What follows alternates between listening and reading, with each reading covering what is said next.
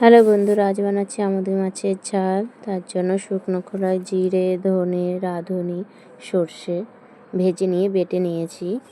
একটা বাটিতে হলুদ গুঁড়ো, লঙ্কা গুঁড়ো, লঙ্কা বাটা, নুন আর চিনি দিয়ে একটু জল দিয়ে রেখেছি।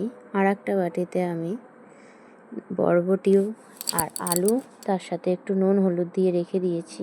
আর এদিকে একটা কড়াইতে তেল গরম করে তাতে শুকনো লঙ্কা ফোড়ন দিয়ে আর 5 ফোড়ন দিয়ে একটুখানি নেড়ে চেড়ে নিয়ে আমি পরে কেটে রাখা সে আলু বরবটি দিয়ে দেব।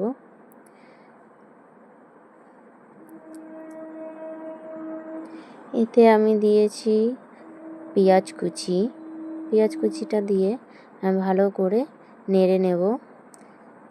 এখানটায় আমাকে কিছুটা ভাজা ভাজা করে নিতে হবে আলু ও বরবটিটা।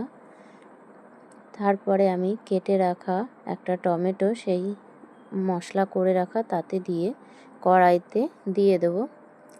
কড়াইতে দিয়ে একটু জলও দিয়ে দেব যাতে মশলাটা পুড়ে না যায়। এবার ভালো করে নেড়ে চেড়ে কষিয়ে নেব মশলাটা।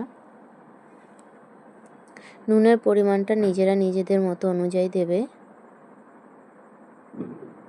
এবার আমি যতটা আমার জল লাগবে তা দিয়ে তরকারিটাকে ফুটতে দেব। ভালো করে ফুটে এসছে। এবার আমি আমুদি মাছটা দিয়ে দিলাম। এর উপর থেকে কেটে রাখা ধনেপাতা ছড়িয়ে দেব আর দেব সেই ভেজে রাখা গুঁড়ো মশলাটা আর সর্ষের তেলটা দিয়ে দিলাম। এবার সেই গুঁড়ো মশলাটা আমি এর উপর থেকে ছড়িয়ে দিলেই হয়ে যাবে আমার আমুদি মাছের ঝাল। তোমরাও করে দেখো, কেমন লাগে জানিও।